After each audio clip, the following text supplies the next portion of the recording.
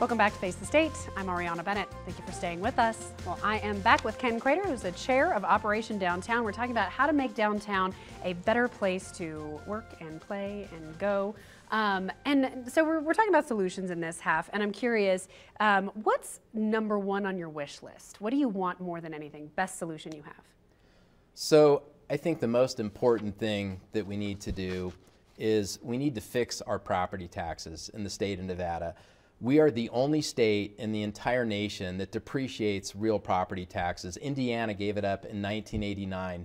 And most people don't even know this, including realtors. Most realtors don't even know how to calculate somebody's property taxes. So to make it simple, every year for 50 years, the state depreciates real property, the structure, not the land, 2.5% per year. So after 50 years, you have a 75% depreciation on your structure.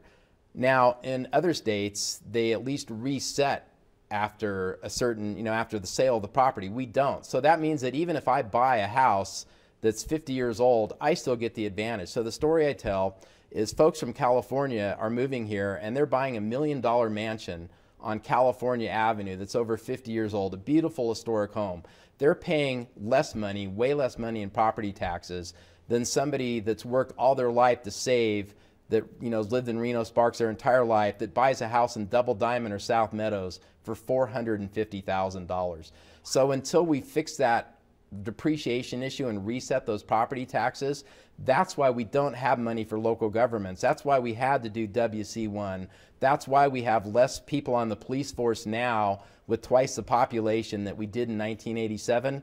And that's why we don't have money for social services. So if there's anything that we can do as a community and a state to improve our lives of our citizens, it's fix depreciation and reset those property taxes upon sale. Would that affect current property owners, or would it just be people who are buying a new home? Only people buying a new home. It would not impact anybody that has their home today. Okay, so it would be a slow fix every time someone leaves a home and buys a new one. Yeah, it takes about 10 years for real estate to cycle through, but some studies that have been done that show that after 10 years, it would gain about $850 million to the state of Nevada if we reset property taxes. Is there an initiative to fix this on the state level right now? Yes, there is. The problem is it requires a constitutional amendment because of fair and equal taxation.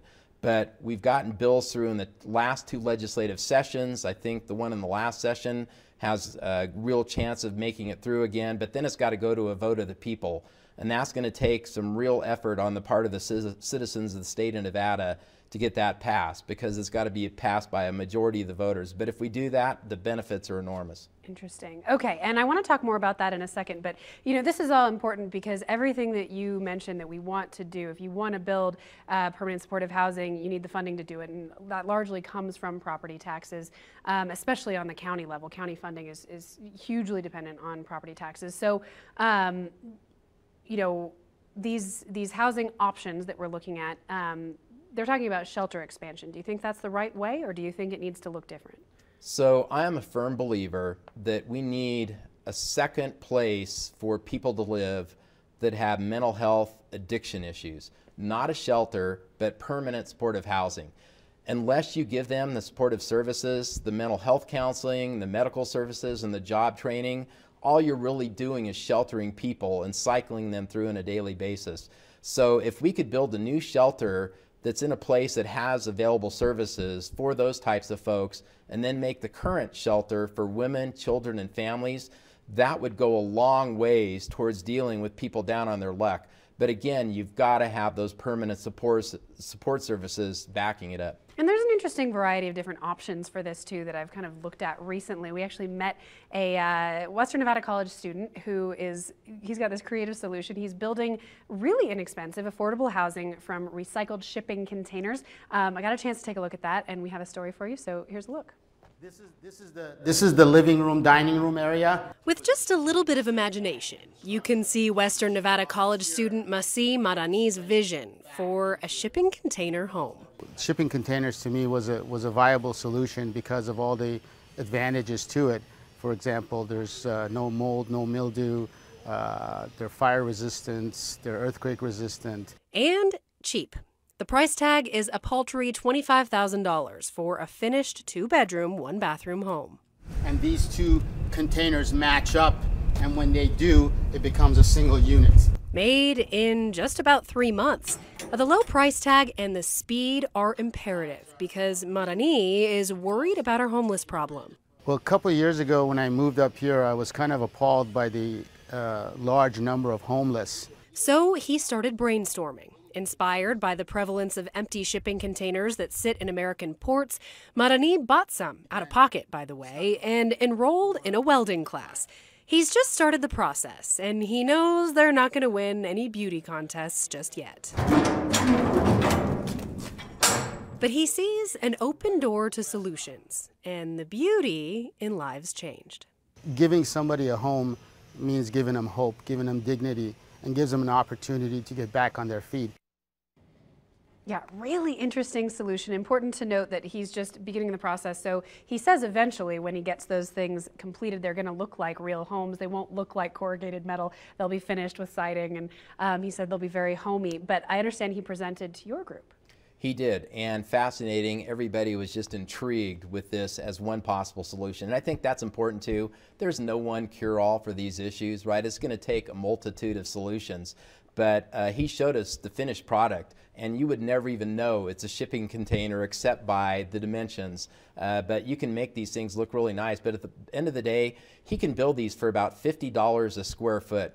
If you look at what it costs to build a new apartment today, for example, just the apartment itself without the land and all the other costs involved, you're looking at probably $100 to $120 a square foot, right? So at $50 a square foot, these are affordable. So somebody that's making $9.50 an hour can afford to pay rent. Yeah, and they're neat because they're very flexible. You can expand them into bigger housing units for a bigger family. You can stack them on top of each other, and it's cheap and fast to do because it's already got this structure that's pre-made and very, very strong. And apparently there's a whole bunch of them that just sit around, not in use, so they're pretty cheap to buy. He was a pretty interesting guy and definitely an interesting solution. But what would it take to do something like that here? Well, interesting, he's already got 2 finished units that need a home. He's got a 1-bedroom unit and a 2-bedroom unit. So it's a great opportunity to start taking this to the next level and figure out what steps we need to take as a community to make some of this happen. But I think the biggest thing is we need to find land and, for example, retrack, right? Undergrounding the railroad tracks, what the city of Reno accomplished several years ago, they ended up with a lot of remnant parcels along the railroad. So is there a way to work with the city of Reno to get some of that land at a low cost and then work to get some financing, whether it be from tax credits or the home consortium, private capital? Because if we can build affordable housing where a developer can come in with some extra money, say from the home consortium, then people can afford to pay rent. So there's a small profit to be made on the housing. And at the end of the day, we can't subsidize everything. We need to figure out how to build affordable units where a land developer can come in and build it and actually make a small profit for his investors. And a lot of investors out there, they're philanthropic. They don't need a 10 or 15% return. If they just make a small return of 2 or 3% and can help somebody, they're happy. Okay, so we just have a couple minutes left, and I got to ask, you know, these are all fun things to talk about hypothetically, but what's the chance, do you think, that something like that will actually happen, and how long will it take?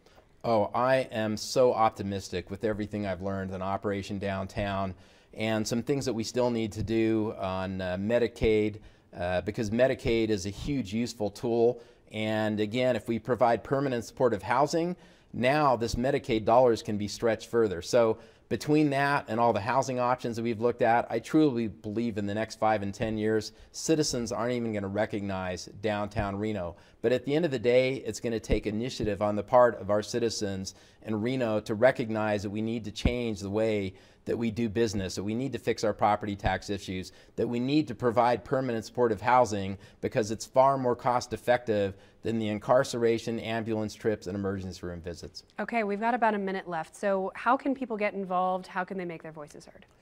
Well, Operation Downtown, if anybody is interested in coming to one of the meetings, we meet every other month, the second Thursday or the third Thursday of the month at 3 o'clock.